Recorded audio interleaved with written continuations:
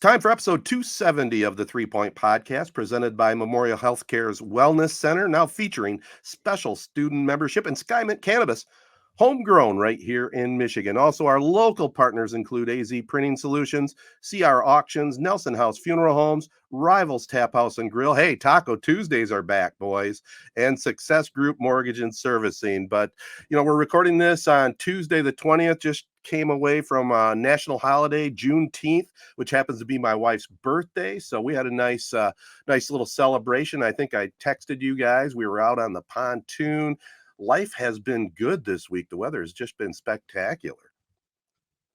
I know I've heard, I was telling you, Ted, my parents up in Ludington have been talking about just a beautiful start to the summer. And I know, Jared, a few weeks ago, you mentioned that this is the stretch where Michigan shines, it feels like, with the weather and everything. So when I see on a Monday or, Ted, you say you're out on the pontoon. Yeah. I hear about the weather up in Ludington, people at the beach. It's nice and hot here. The humidity is definitely hit down here. So it definitely makes me like, oh man, this is the stretch to be up in Michigan. It is. It really is. It's beautiful out right now.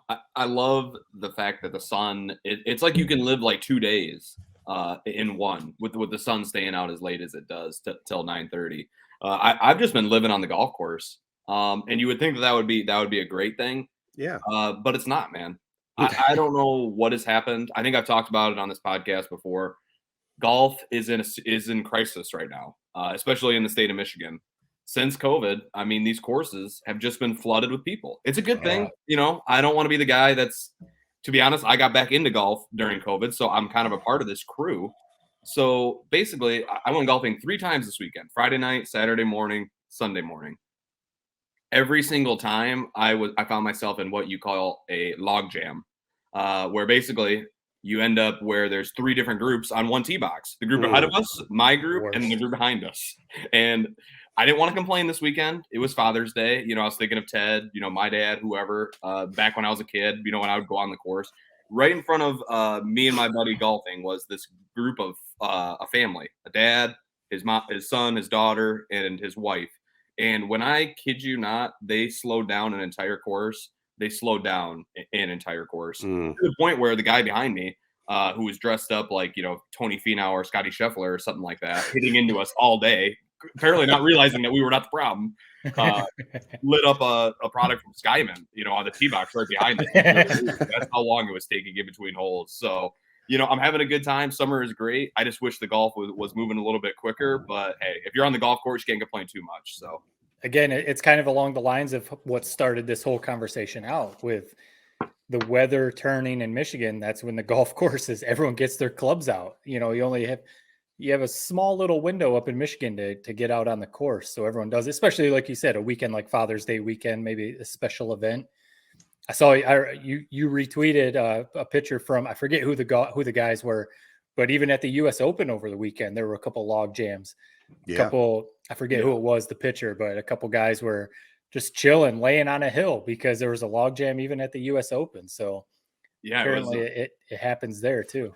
And we're going to talk about the U.S. Open a little bit later, but that's something I was thinking about this weekend, because even that final round, they were supposed to be wrapping up at 9:00. I think they didn't put the final putt through the cup until like 9:45. I was just thinking to myself, how do these PGA Tour golfers with 2 guys in a group they're not ever looking for their ball, people are helping them with that, how in God's green earth are they playing so damn slow? Where that photo you're talking about, they literally were sitting on the tee box for 15 minutes in between each hole, and that makes Wyndham Clark's win that much more impressive, because when you're golfing and you're sitting and waiting all the time, it's impossible to stay focused. I really don't know how they do it, but you just feel bad for those guys, because there's nothing worse than when you are waiting that long that you have to pop a squat. That's horrible.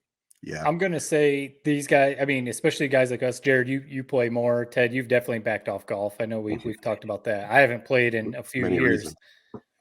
Those guys are a little more in rhythm. Their bodies are ready for it and stuff like that. But yeah, for people like us, if you have to sit on a tee box every hole for 10, 15 minutes, I mean, I can just picture my back starting to stiffen up or something, or, you just kind of check out. You just get to the point where you're like, I don't even care. I just want to go Go to the clubhouse. Yeah, it's no fun. I mean, Right. you know, it's when you're just sitting around, that's crazy. You want to get out there and get to the tee box, tee off, keep it rolling, man. Some people just don't get it. Hey, by the way, guys, this just came and rolled in on my email this morning since we're talking about golf. The Dwayne Ash Memorial Golf Outing. Put it on your calendar. That's coming up September 9th. You know, Jared, you'll agree with this, and Matt too. There's nothing like fall golf, man. It's just awesome out there on the golf course. It's sponsored by the Corunna Rotary Club, and proceeds go to the Corunna Education Foundation and Rotary Project. So, you know, there'll be more about that as we go along, but that's fresh off the press coming up September 9th. Where do they play that at? That's at Corunna Hills. It's a 9-hole scramble. So quick in and out, pick up your door prizes, you know, maybe win some other good stuff, have some fun. And, you know, we've talked about it before, and as you know, I don't golf anymore. Maybe I'll get out sometime. My brother John wants me to maybe participate in this and come out of retirement. Well, first of all, I'm going to tell you right now, if I'm coming out of retirement, it's not going to be in front of a bunch of people. I'll do it in front of my family, maybe, you know, but oh man, it would be worth the price of admission to watch me tee off on hole number 1. Yeah. Have you be the first one where the whole gallery is there. Let's go, Ted. Oh, look at him. It's the sports guy. Oh my. We'll have 3 Point Podcast sponsor a hole. Ted, you can be the one to represent. Yeah, right. Yeah, it would not be good, man. It would not be good. I'll agree with you on that. I mean, I suck 99% of the time I play, and I play all the time. So I don't even, when was the last time you teed it up? Like 30 years ago? No, I was having some back problems. So I would, it's probably a good 20 years, probably. Yeah. No, I take that back. I did golf a couple business outings probably 15 years ago, just scrambles, you know, with strangers. Hey, I tell them right up front, man, hey, I suck, you know, and then once you get going, you do kind of relax a little bit. And if you get a couple shots that pay off, maybe a decent putt, you feel like the day's been all right. Yeah. That's what it comes down to a lot. Yeah, you have a good time, especially if you're on a business trip. Maybe you ink a couple sales or something like that, make some contacts. But absolutely, golf is definitely. I mean, you've got to play it. I feel, unless you're just ridiculously good, you've got to play it a lot to be good. Yes, you know, you can lose it pretty quickly. So, because I noticed that I play so like sparingly, like when I pick the clubs up and go play, it's like, oh man, I almost forget how to swing, like forget my rhythm or whatever. So yeah, you've got to play it a little bit. But the Father's Day weekend, you know, it's classic. It's a classic time to get out on the course. If you guys golf, it's a good time. Go find a course that you can get on. I don't know how it is up there. I mean, it sounds like it's very busy from Jared talking about it. But down here, my friends who still golf, my coworkers, you can't find a tee time. You've got to make tee times unless you find some way out in the boonies, you know, a little course or something. They've got to make tee times like months in advance. And when I was actually playing, I don't remember it being like that. So. No, Matt, that's a fact. We were spoiled where we grew up. We really were in golf terms. Down here in Detroit area, there's so many private. All the nice courses are private, and then any of the public ones, they just get flooded with regulars like me, and it becomes unplayable to the point I have walked off the course twice this past weekend. It's not worth it to sit there to play a 6-hour round. And especially if you're not playing good, that's the first sign. If you're not playing good and it's taking forever, you just won't even finish the round. Yeah. It's just not even worth it. I saw a few other people drive off the course this weekend as well. It wasn't just me. But yeah, it's right. Mid-Michigan, where there's not as many people, almost all the courses are public other than a handful that are private. We really were spoiled in golf. And then you go up north and it's the same way. There's so many good courses. West side of Michigan was the same way when I lived there in college. A lot of good golf, but it's this Detroit metropolitan area, man. It's horrible. Yeah. Well, before we move on and talk some sports around the world, let's talk a little bit about the Bauer boys. We had them on last week. God darn it, they didn't announce where they were going for us, but that's because they made a trip after that. But they announced they're going to play for Ryan Brady in Saginaw Valley. Good for them. Sounds like it's a pretty good fit. I know they're really super excited about it, and we definitely want to say congrats, boys. Yeah, we definitely want to say congrats. And that was, I've listened back to that conversation a couple times, and it was a really cool chat with those two. It was fun talking with them and hearing them talk about their goals and everything like that. And it was a little surprising. I mean, just being honest, to see SVSU, I thought it would play out a little longer to see maybe how many more offers came in, see if maybe some of the more MAC schools or some other D1 offers started rolling in. But I mean, we know it. Like you said, Ted, great fit with Ryan Brady and SVSU. We've had Ryan Brady on the podcast a couple times. There's no one more genuine as a head coach than Ryan Brady. And I mean, Ted, you remember his playing days very well. Oh yeah. At Chesaning, and then, at Grand Valley State, and then everything he's done as a coach with Coach Anise even, and then now as a head coach. I can't imagine if there's anyone more. He comes into your living room, whatever the situation is, sells his program to you and your parents and everything. I can understand him making you feel like this is the spot. I want to go play for this guy. And he's got a good staff with him. The GLIAC is a very competitive league. They're putting people in the NFL. People from the GLIAC are going to the NFL now. So I can understand Ryan Brady selling the Cardinals to the Bauer boys, and I bet they're going to step in from day one and they're going to contribute. Yeah, Ryan Brady. I mean, if he ever decides to hang up the whistle, Ted, I think you need to recruit him to ProMac, man. Sell for you. He can sell. He can recruit. That's for sure. And he's like you said, he's a funny, charming guy. When he's in the living room with you, he can definitely sell you on SVSU in the program. I just love the GLIAC. It's going to be fun to see how it plays out over the next 3-4 years. I mean, there's so many disciples of Anise, throughout the GLIAC at 3-4 different schools. Yep. It almost deserves like a TV show or something, with behind the scenes looks. But no, it's awesome for the Bauer brothers, and it's good for other Shiawassee guy, Ryan Brady, to get them.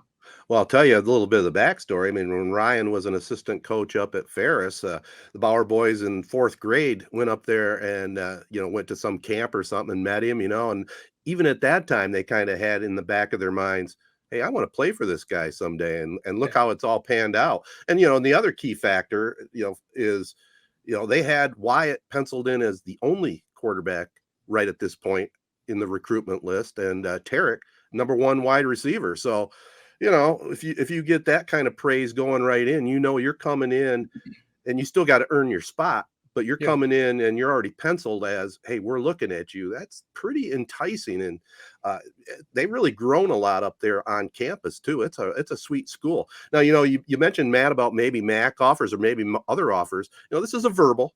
I mean, technically they still could decide something else. I don't think they will, but there is a lot to be said about coming into a place like the GLIAC, and you can actually be a standout, a star. That's not to say they can't maybe at a higher level than that, but a lot of times you get lost in the shuffle when you go to a Div 1 school, for sure. Yep. Yeah, it's a big fish in a little pond is what it is. And it's, I couldn't agree more, especially, I mean, it'll be fun to see them both on the field. Like you said, they're top targets for SVSU, so that's cool. Yeah.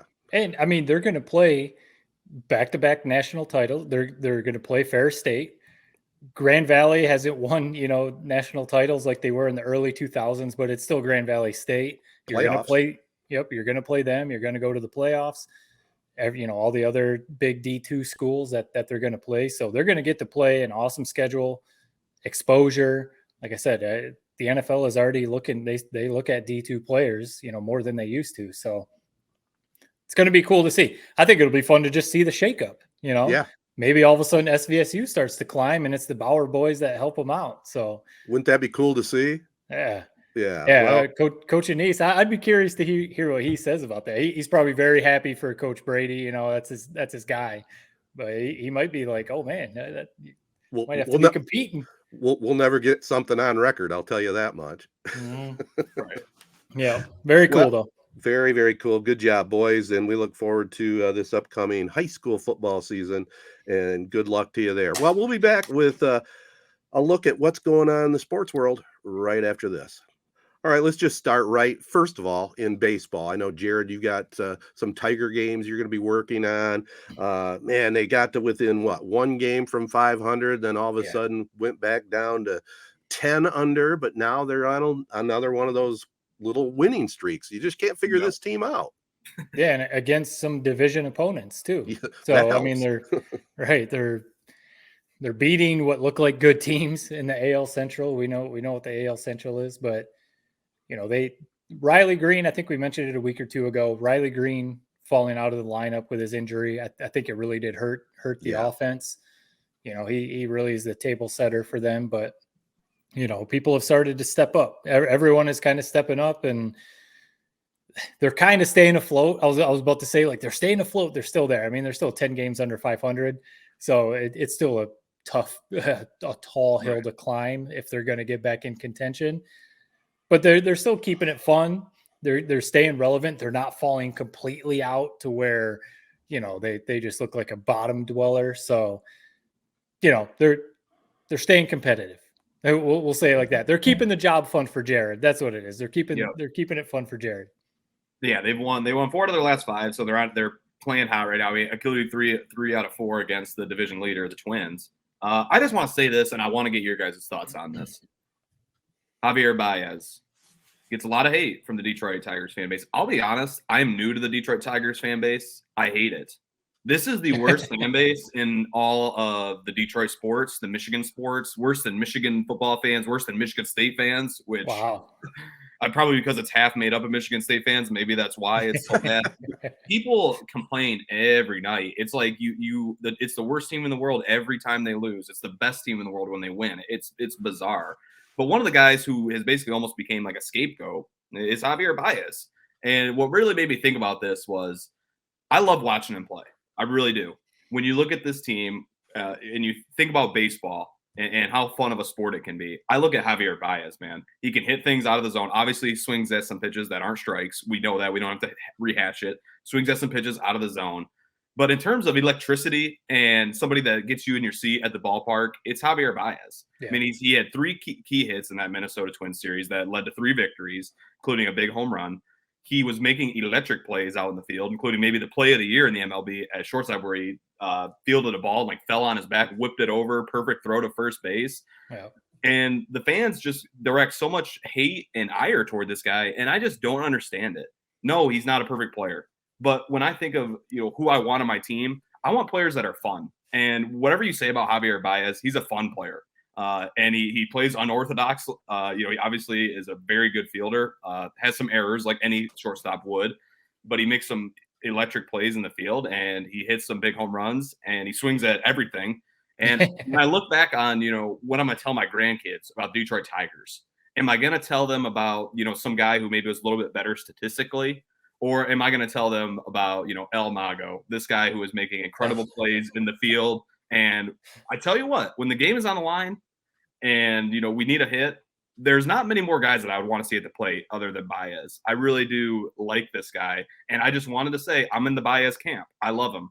I'm glad the Tigers have him. I'm glad I've gotten to watch him up close and personal over the last couple years. And I just think he's become an unfair scapegoat. Yes, he gets paid a good amount of money. No, he hasn't been the best player in the world. He hasn't necessarily been an all-star. But with all that said and done, I still love this guy. Still glad he's on the Tigers. I like watching him. Hold on a second, Matt. All right, Jared. A couple things, Jared, real quick. So you think you're going to tell your kids about the days of watching Javi Baez play? I mean, that's a little bit of a stretch. When you think of other stuff he said is pretty good, but that one, this is like when you think of like when I'm putting together my favorite team of Tigers in my lifetime, he's shortstop, man. He is. Yeah. I know you're going to think, Whitaker or Tram. I don't even remember which one was. Listen, they were great players. He works for Valley, doesn't know. They were great players. They weren't fun. Okay. Hey, I'm agree with you that he's fun to watch. And I'll tell you what, if he just laid off the low outside slider, he'd be so better off. That's his flaw. And that's up to the team to kind of figure out, man, lay off that pitch. But other than that, he is kind of a scapegoat, and I get what you're saying. Yeah. Yeah, he's definitely fun to watch, and I appreciate his electricity in the field. I mean, like shortstops, they're going to have errors because they have to cover so much ground, but he makes some pretty spectacular plays out there. So, he's fun to watch. I think, you taking the shot at the fan base, I can kind of see what you're saying. I think part of it is we went through you definitely, you were there for like the tail end of it, because you were kind of younger when it started. But when they signed Pudge Rodriguez, got Maglio Ordonez, Ted, you remember all this. Oh, yeah. And they turned into basically it was like a good 12-year run about, where the Tigers were legit contenders basically every year, a 12-year run. I think we got spoiled, honestly, because we went through the 90s that were pretty blah. And then we had that run where we made a couple World Series, won a bunch of division titles. I think we got spoiled, and we've been going through this crap rebuild for 8 years or whatever. And I think unrealistically, Baez was signed as like the savior. He's going to be the guy that's going to, like when the Tigers signed Pudge Rodriguez and Maglio Ordonez, turn things around. I think that's what Baez was being sold as. And I don't think that was very realistic, because that's just not who he is. He's a good player, but if he's supposed to be your best player, then clearly we're seeing the results, because he's not that kind of player. So I agree with you. I think he unfairly gets a lot of criticism. I think a lot of the criticism is warranted, though, because of the contract that he signed. So, it goes both ways. I think he could be playing better for sure, but he's doing what he's done his whole career. This is who he is. People expected him to come to Detroit and all of a sudden turn into like Cal Ripken or something. And it's like, that's just not who he is. Jared, are you still on board with, what was it, the 70 wins? Is that what the target was at the beginning of the season? We're still chugging along toward it. I mean, winning 4 over the last 5 has helped. 31 I was feeling really right good. Now. I was feeling really, really good about that 3 weeks ago. Right. I'm like, so I think it's going to be close. It's going to come down to the wire. If they get hot, they'll cruise past it. If they get cold, they're going to probably miss it. So it's just, we're kind of riding and dying. It's probably also going to really come down to, not saying like AJ Hinch, but can he keep them engaged? We've talked about this before, the second half of the season. Like if they really do fall out and they're not in contention in the division, can he keep them engaged and, still play hard? Or is it just going to completely all fall apart? I think that'll be a big part. I was going to ask you guys about Spencer Torkelson. Jared, you talked about like Baez kind of being a scapegoat. Seems like Torkelson has been catching a lot of heat. People already calling him a bust and everything like that because he was the number 1 pick. I'm a little on the fence. Like, is he ever going to live up to number 1 pick expectations? It's not really looking like it right now. But he's kind of turned it around a little bit. He's hit some home runs in June. Clutch hits. He's still struck out like 20 times or something in the month. So I've seen a lot of people say like Torkelson's found it. He's found it. He's got it. He's turning it on. I looked it up. His batting average has actually lowered in the month of June, only by like 4 points. But for people to be like he found it, I was like, oh, he's probably raised his batting average like 20 points. No. His OPS has raised a little bit, so that's good. That's because of the home runs and stuff. Yeah, he's in the 700s now.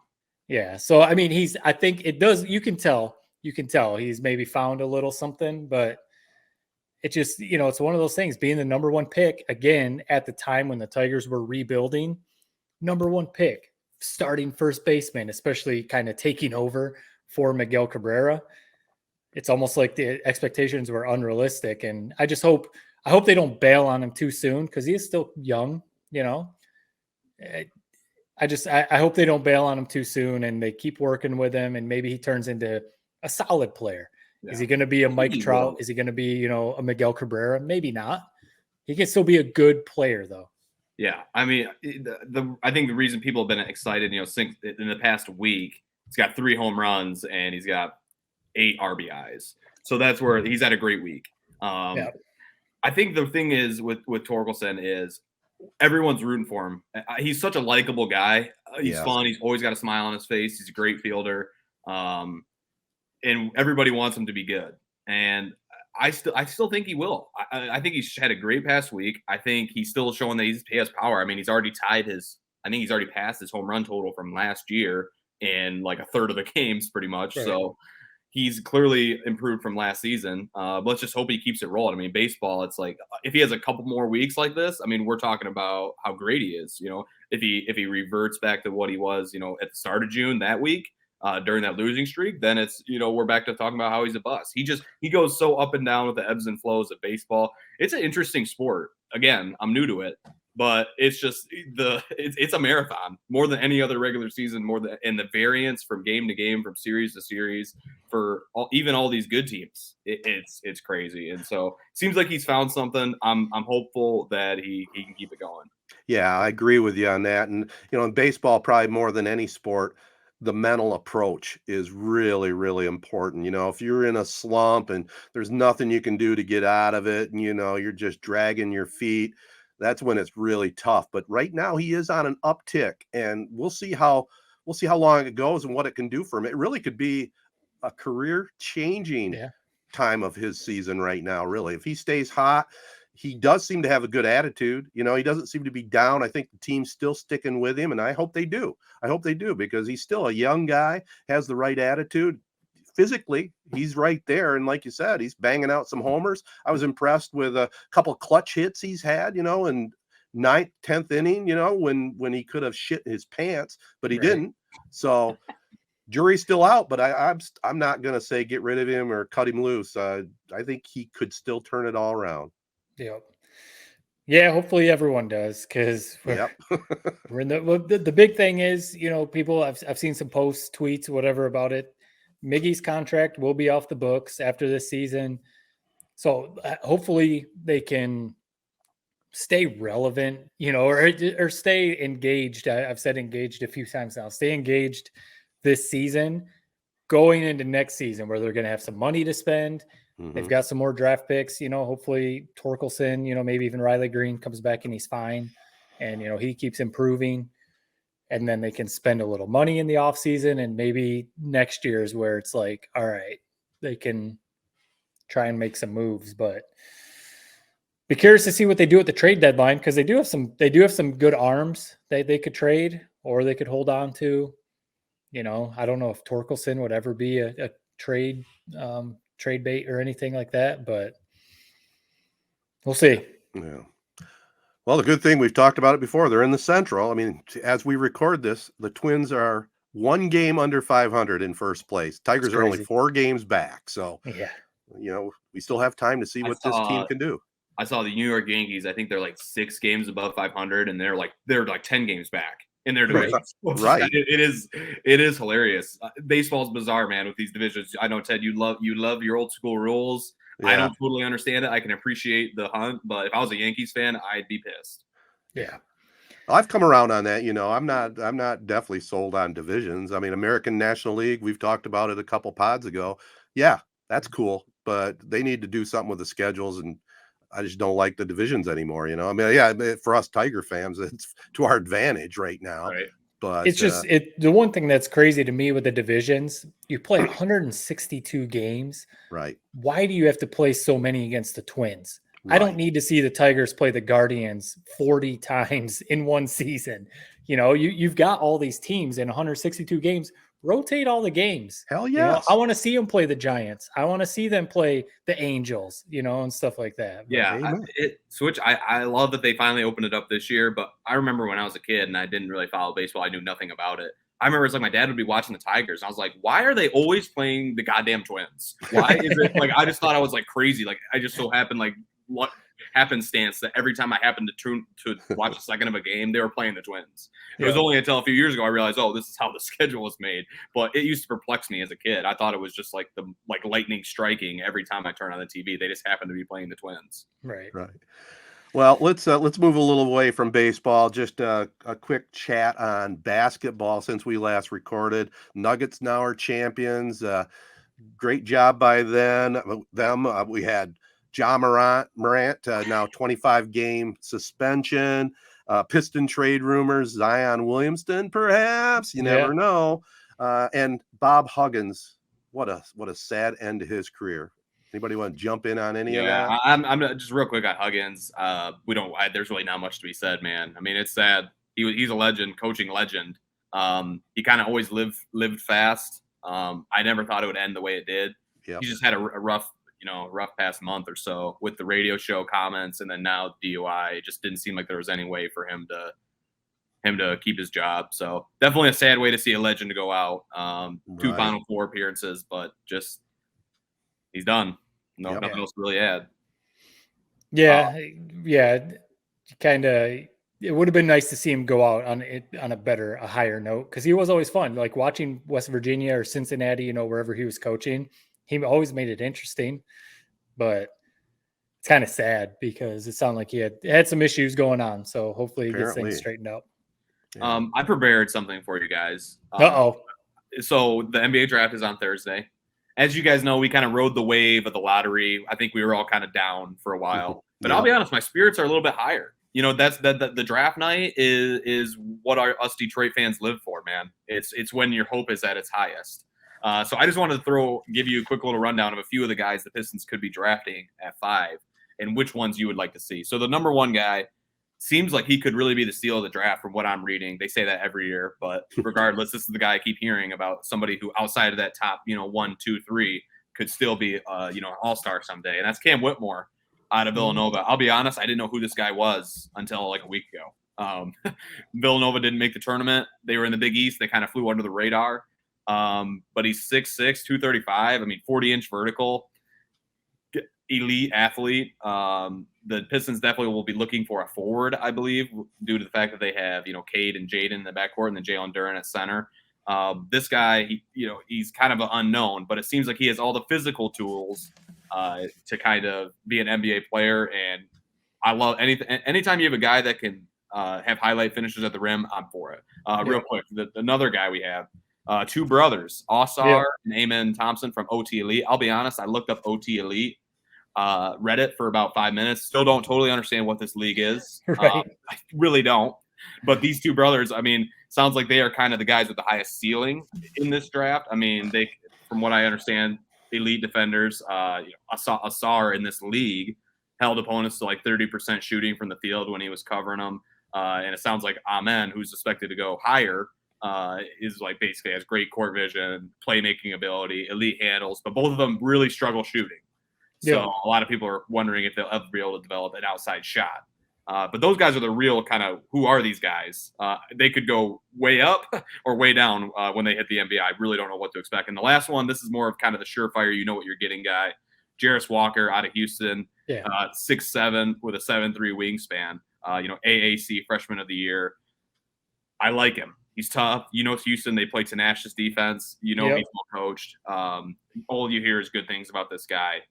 Sounds like he could be a really, really good pick and roll player for the Pistons. Can defend all 5 positions, almost like a Draymond Green type. So just off of those kind of very basic, generic kind of bios, what do you guys make? Is there any of those guys that jump out to you? The kid from Houston and the kid from Whitmore from Villanova is kind of where I was hoping they would go, just because basically everything you laid out. The only thing about the kid from Houston, and that's just how the NBA is nowadays, he's a freshman, or, he's coming off his freshman year. So he's so young. How long is it going to take for him to develop? Is it, 2-3 years until he's an actual contributor, or can he step right in from day one and contribute? That's the only thing. The brothers, or really any of the players from the OT Elite, that league is such a shit show. It is just basically, it's like the Kerwood 3-on-3. It's just out there. People are just playing. The coaching is it's worse than AAU leagues. I've seen people say like it's worse run than some of the like higher level AAU leagues. So that's where I'm a little hesitant on the brothers that played there, just because all those stats that you rattled off and the video that you see of them playing, it's just like, I don't know if I can really believe any of this. Like, were they just out there? Did they have a coach? Were they just out there free balling it? Were they just out there like, winging it or whatever? So that's where I'm a little hesitant there. I feel like Whitmore from Villanova and the kid from Houston, since you're at 5, like you said, you don't get one of those top 3 players. I feel like you just go with one of them. Like you said, they need a forward. They need a big athletic 4 type of player. Go with them and hope one of them pans out. That's basically what you're doing. Yeah, I'd probably lean to the kid from Houston, even though he is a freshman. They were ranked number 1 most of the year last year. So he played high quality college ball, coached by a good coach. I am curious with today's NBA rules. You guys can fill me in more on this. what is the rule on after that initial contract is done? How long can you keep a player before they become a flat out free agent? I think I mean, it's not like baseball where you like own their rights or whatever Yeah. the heck goes on in baseball. I think it's just their rookie deal. And then So that's the risk then, right? I mean, you get a Yeah. young kid like that, he doesn't really start to develop till year 2 or 3, and then all of a sudden you can lose him. That's the risk. Yep. There's also been some chat about any trades. Is there any of these trades you've been hearing rumors on that are intriguing? I mean, to No. me, honestly, you teed up Zion. Yeah. If I'm the Pistons, and I mean, you guys know my thoughts on the Pistons. I'm kind of down on the Pistons. I just Right. think they're so far away. And Monty Williams is a fine coach. I don't think he's Phil Jackson, Greg Popovich, anything like that. I would take Zion in a heartbeat. Give me Zion. And I understand the off the court stuff with whatever the heck is going on with the Twitter, everything. He's enjoying his nightlife. And then obviously the injury issues. Right. If you can get Zion Williamson on the Pistons, maybe he needs a change of scenery. Maybe he just needs to get out of New Orleans. And if you could get him even for 55 games a season, 50, 60 games a season, that Zion is better than anything on the Pistons roster right now. I know Pistons fans love Cade. I know they love Jaden Ivey. I know all that. Zion Williamson, I mean, he's like a 30 and 15 guy every single night, shoots like 65% from the field when he's actually playing. I understand he basically never plays. So it would be a high risk. But if you could get him and get him for 50, 60 games a year, get him to maybe, lock in now and actually be an NBA player, that's better than anything that you can get these guys that Jared just rattled off in the draft, So it doesn't seem like that's going to happen. The other thing is Draymond Green opted out of his player option. I don't know if he's just doing that and then he's going to go back to the Warriors for, a little bit of a cheaper deal. But would you guys want Draymond? Would he come for a hometown discount, come to kind of be the veteran presence for the Pistons, or I'd love it. Stay away from Draymond? No, he'd be perfect. It's exactly what the Pistons need. Play, a 4 right underneath Jalen Duren. He'd be perfect. Is it going to happen? No. Right. Maybe the only way in this stratosphere that happens if he's just like, I want to come back to Michigan. I want to set up my roots. I want to, get my family here. I don't see that happening. I think he loves the LA scene. He loves LeBron. All of his buddies are out there. He loves the Golden State Warriors organization. He just had Steve Kerr on his podcast like a couple weeks ago. So I think it's just like you said. I think it's just he's going to come back on a lesser deal, which how awesome is that? I mean, not a lot of players would do that. I mean, that's right. Draymond, man. I mean, we saw it up close and personal in high school, in college. I mean, the ultimate leader. He rubs some guys the wrong way, but I think we all kind of respect what he brings to a team. And we'd love to see it on the Pistons. I just don't think it's happening. It's the odds are not very high, but of any player of his stature, you laid it out perfectly. Maybe he would want to come home. He's at the twilight of his career, right? I mean, he's winding down, I would say. How old is he? He's at least 32 or 3, isn't he? He's got a couple 2, 3 more really good years. Then I think he definitely steps into a different role. Yeah. So would I want him to come to the Pistons? Hell yes. And I think there's a chance, probably not, but there's a chance of it. And then I didn't take a shot at Monty Williams. I think he's a good coach, but that's where a Monty Williams might actually help. He is a very well-respected coach in the league. Right. So maybe Draymond, if the Pistons would have signed some unknown dude out of college or something like that as the head coach, maybe Draymond would be like, nah, but maybe Monty Williams would be enough to say, hey man, come here, be the leader for this young core of Pistons guys, might be able to turn around the Pistons, your hometown team. So, yeah. Well, before we go to some Tedertainment, let's finish this segment. I know you kind of teed it up in the open, Jared.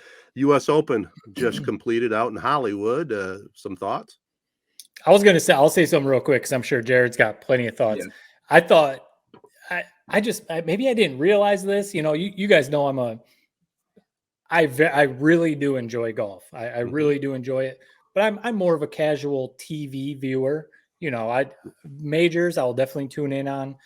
Every other tournament I'll watch, like if the Sunday leaderboard is really good or something like that. But I don't know if I just didn't realize this before or what, but whenever the majors are on the West Coast, for us on the East Coast, it's amazing. The TV viewing of this US Open was incredible. Prime time, baby. I mean, my wife and daughter, they were out of town. They did a little girls trip this weekend. So it was just me and my son home this past weekend. So, he's in bed by 7:00. Yep. Saturday night, I was like on the couch. I'm like, I've got nothing to do. I'm just sipping on some Modelo's. I'm watching US Open. Same thing on Sunday. Kids are in bed and we're watching Rory versus Wyndham Clark down the stretch. Like this, it was amazing. I would much rather watch a major that way than have to like Sunday at 10 a.m. be watching. I mean, the Masters, you're always going to watch that. But like, I just, that's my big takeaway. Except for the one thing was the fans. I saw, it was at LA Country Club, which was a really cool course. So the LA skyline in the background of some of the shots was super cool. But I saw some tweets that there was like X amount of tickets and like 75% of them were sold to like, corporations. So there weren't that many fans out there, for a US Open. US Opens are usually kind of rowdy. That was a little bit of a bad takeaway, but no, the TV, the time, it was awesome. It was. Let me just say before I go into the negatives, I did think it was a great U.S. Open. You never want to admit it. I wish Ricky Fowler would have finished it off. That would be my last thing. I wish Fowler would have finished it off and got the win. 100%. You feel kind of bad because Wyndham Clark, great story. His mom passed away when he was a college golfer. Kind of had to refigure out, refine his love for golf. His mom's the one that kind of got him into it. And she always told him to play big. They said that about 50 times on the broadcast. But it was cool to see him hold off all this stack leaderboard, Scheffler, McIlroy, Fowler. But we were all kind of a little bit rooting for him to maybe make a bogey down the stretch, but it just didn't come. And you got to tip your hat to it. I mean, he held him off. It was a stack leaderboard, LACC, outside of the Birdie Fest on Thursday morning where you had Xander Schauffele and Ricky Fowler just come out and light it up with like record scores, minus 8. The course got a lot harder once the sun came out. It got rid of the kind of marine layer, as they call it. Never heard that before. But the reason it was an issue with the fans. So basically, they normally sell 45,000 tickets to the U.S. Open. Because LACC, being in downtown LA, which I've heard it's worth $8 billion worth of money this real estate they're on, second only to Central Park in New York for like undeveloped land. So that's pretty insane. But they only sold 22,000 this year. Because of that. Then what happened was this club is so like elite essentially that a lot of their members basically didn't want idiots like me or Ted walking around on that course and cheering and acting rowdy. So they bought up half of the general admittance tickets, which was only 9,000. The rest of the 22,000 was in like suites and hospitality tents. So that's why you saw there's a lot of big putts down the stretch, especially on Saturday. Fowler rolled in like a 50-footer, and it was like a few people golf clapping around him, and he was the leader. It was just kind of unbelievable. It sucked. Outside of that, I thought it was a great course. Down the stretch, you saw that back 9 on Sunday. It basically was if you could shoot even par, you're going to win, and that's what Wyndham Clark did. I mean, it was the 3 par 4s to finish that are basically like 500 yards, where each of these guys who just bomb it off the tee are still hitting like a 4, 5, 6 iron into the green. It was a fun round. It was a great U.S. Open. The fan issue was a serious problem. They need to fix that. Yeah. But all in all, I thought it was a good U.S. Open. It kept me entertained, and it sounds like you guys watched too. So yeah, and I think I agree with Matt's sentiment that it was really cool watching it later on in the day. Usually us here in the Eastern Time Zone are bitching about the late games, but as far as this worked out, it was perfect. You're not spending your beautiful Sunday watching TV. You're waiting till the later in the day and then enjoying it. And I agree with you. It was a good U.S. Open for sure. I had a curious thought. I know, Jared, you've seen Curb Your Enthusiasm. Matt, you probably have too, with Larry David. I think this is his home course. They've had some episodes with him out there on the golf course. I think that's where he belongs. I actually don't know if that's true because I'm pretty sure if you are a celebrity, you cannot be a member there. Is that right? Is like it's like Nazi Germany. The rules of this course. I was reading a tweet about it. Basically, it's like you can't wear flip flops. You can't wear like branded gear. After 6 o'clock, you got to wear a sport coat in the clubhouse. You can't wear you can't change your shoes in the parking lot. It's a whole lot of kind of crazy rules. Yeah. That is kind of the serious problem with golf, man. It really is. I mean, seriously, these members buying up half the general admittance tickets just so that your beautiful, course doesn't get, walked on and doesn't have rowdy fans at it. It was sad because that was the one nick on what was a great tournament. Mm-hmm. Yeah. I was going to ask, speaking of kind of the fans, what do you guys think of on 18 when Clark went up to basically seal it and they let the fans surround the green? I know that happens a lot at other courses, but it doesn't seem like that seemed very unorganized. There were cops walking all over. It was loud. Like the mics were picking up everyone talking. Yep. Like Fowler and Clark were even looking around like, what is happening right now? It just seemed very strange. It just seemed very strange for a major golf tournament. Yeah, it was. I mean, well, the funniest thing was the announcer. I don't even know who it was. NBC rarely does these. I didn't necessarily love their coverage. I love my Jim Nance, and he wasn't on it. But basically, when they started doing that, they said all of Los Angeles was watching this, and we know there was like maybe 2,000 people. It was hardly anybody. So I just thought that was funny. It was chaos. That they definitely did that because of the lack of fans to try to maybe make up for it a little bit. The thing that kind of cracked me up right before Wyndham Clark won it, and I've always thought like, man, this would be pure hell. Ricky Fowler just stumbled through the round, didn't play great, a lot of bogeys. I think only one birdie, even though he set a record for the U.S. Open for most birdies in a weekend. But he had a putt right before Wyndham Clark was going to tap it in for the win. And it was like, probably a 10-footer for par, and he missed it, and he just let out, like, I think it was a big F word, as soon as he missed. And I've always thought, like, that would be the worst situation to be in. You blew this tournament. You're playing horrible.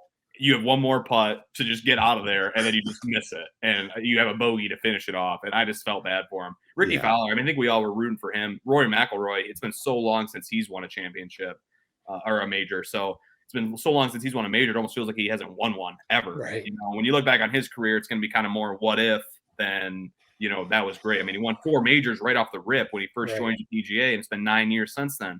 I think he's had like 20 top 10 finishes in majors since then, but just can't get that putter going. It was brutal watching it. It was such a hard course. He never had any great looks for birdie.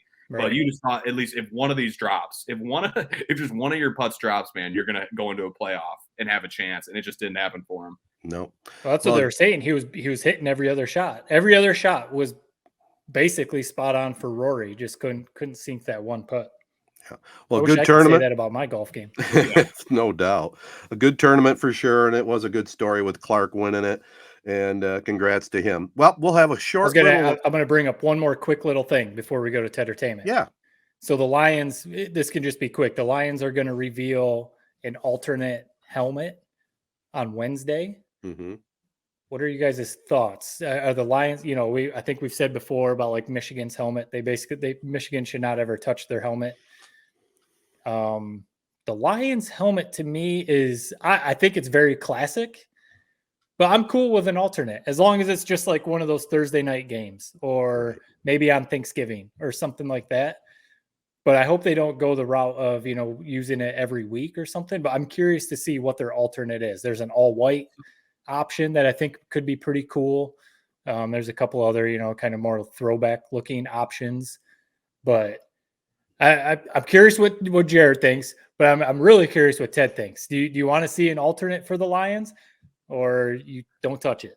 I'm okay with it. They've gone to the alternate uniforms. In fact, I have a black and blue alternate that says since 57, Right. So I'm okay with it for one game here and there. You talk about Michigan football, no way in hell.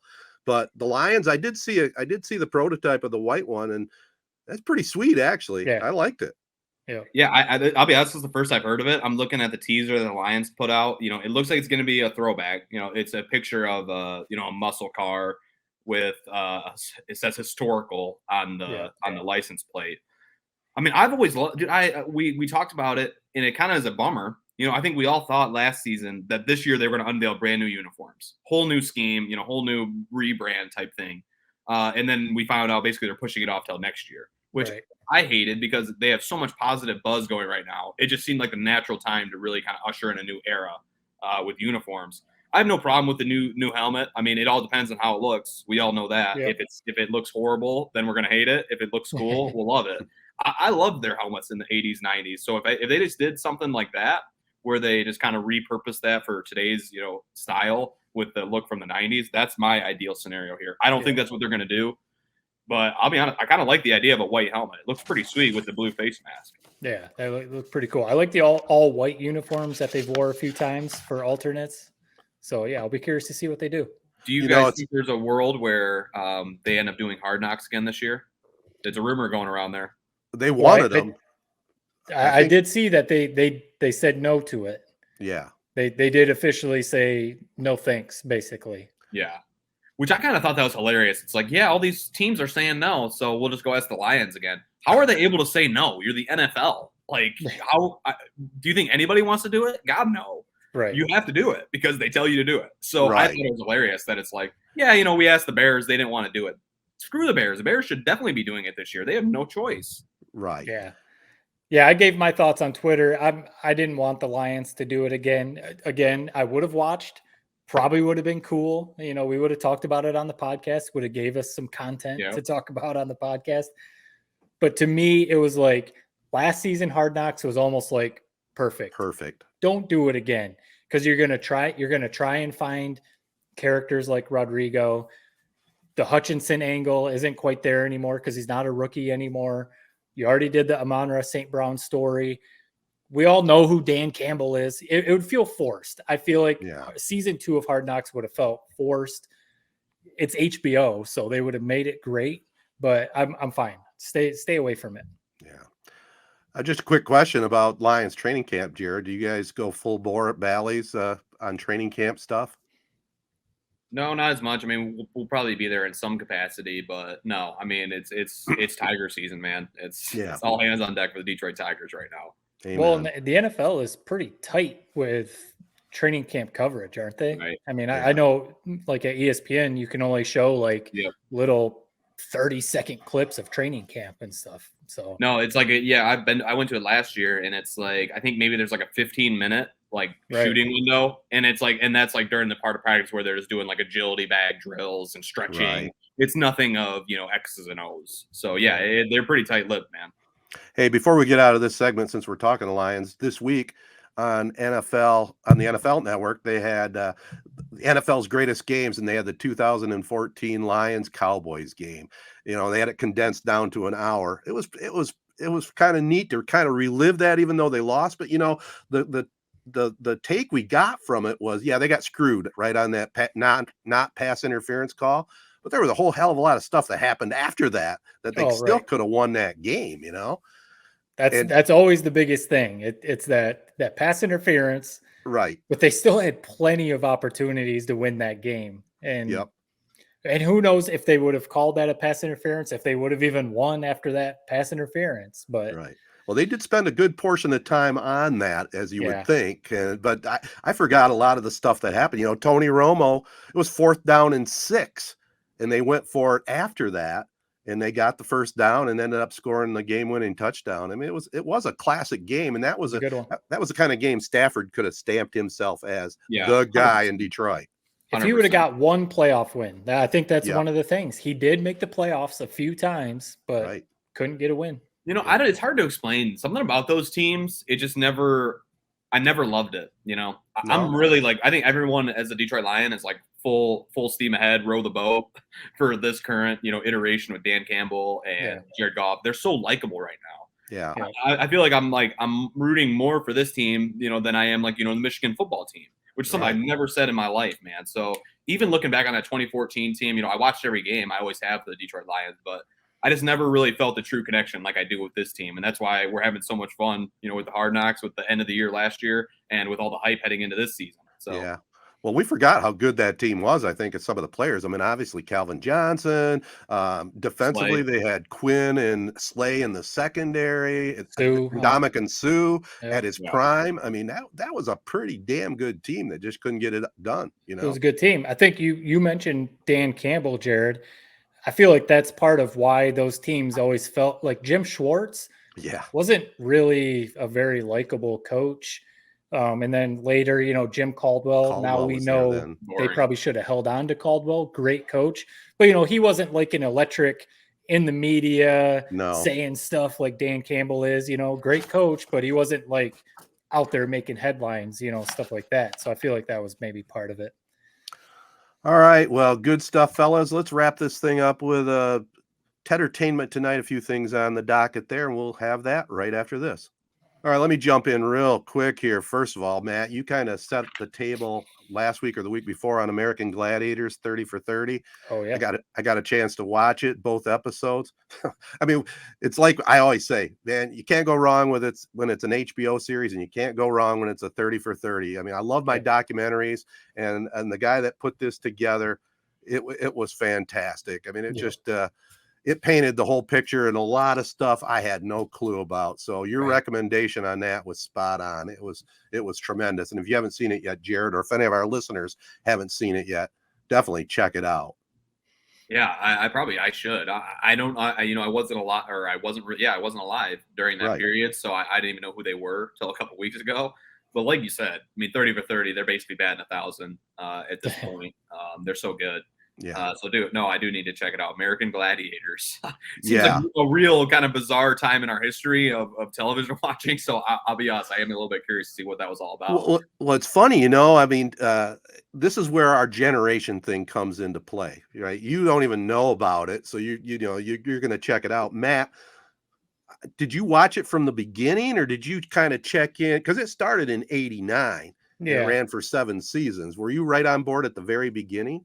I mean, maybe a little, like maybe if my siblings, or I don't know if my parents really watched it, but I definitely remember, when it really took off, when it was like everyone was watching it. Like when I had the toys, I was playing the video games and stuff. So maybe a few years in, when it really took off is when I got into it. Right. But yeah, it was very nostalgic watching that, and you always love hearing the backstory, even if it's not the prettiest backstory. You always love hearing that backstory.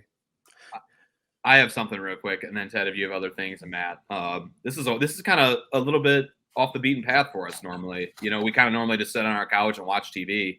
I'm into a new author reading. Somebody from Ted's generation, Stephen King. Yeah, I had a coworker recommend to read his books. It's something I've always said, I need to people love him. He's got so many damn books that have turned into movies. Got to be pretty damn good books. So I said, you know what? I got to read it. I got to check this guy out, see what all the buzz is about. So the first one I read it's called The Skeleton Crew. Basically, it's a collection of some of his, smaller stories. And the very first story that he has is The Mist, which I know was a movie way back when. I've never really have seen it.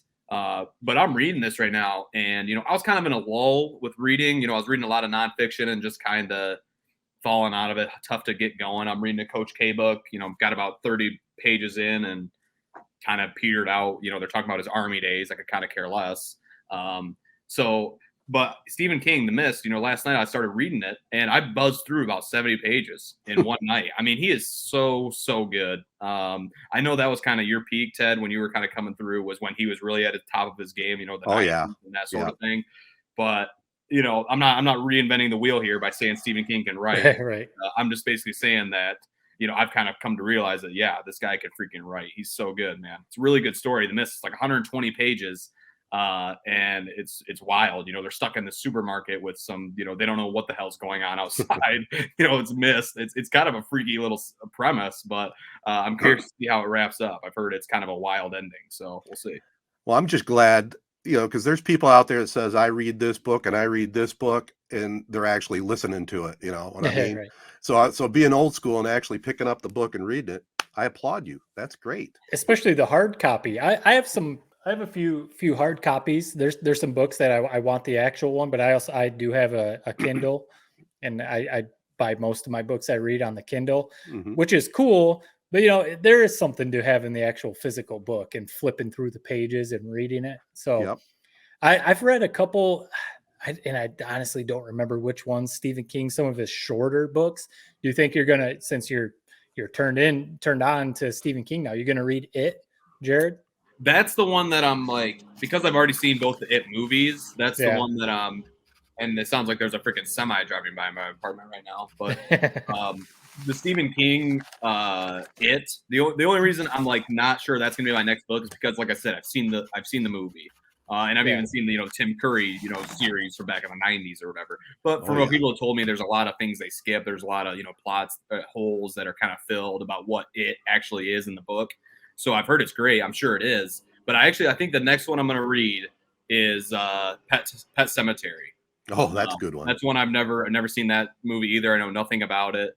Sounds like kind of a really good book. Obviously, we've heard about. There's been remakes. I think they just came out with another remake. 5 years ago or something like that was in theaters. So it's either going to be that or it's going to be Misery, which I've heard is about basically this author who writes a book and this lady doesn't like how it finishes, so she's going to basically murder him to get him to rewrite it. So it's going to give me one of those two next on the list. That's good. Yeah, the Misery, the movie, was classic for sure. Yep.